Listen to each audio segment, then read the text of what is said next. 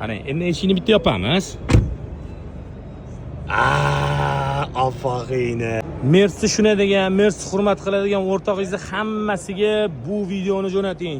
Unga manfaatli bo'ladi. Xabaringlar bor, har bitta modelda S, C, Y modellarini har bittasini o'zini kupesi bo'lardi. Endi kupelar lineykada qisqardi. S kupeni o'rniga SL chiqyapti, to'g'rimi? Y kupe va C kupeni o'rniga yangi model chiqdi. CLE 3 litrli dvigatelda salonni ko'rsatamiz. Qaranglar, bitta narsasiga yaxshi ahamiyat beringlar. Nima qilamiz? Qarang. Endi eshikni bitta yopamiz. Afarin. Remen taqib olyapti.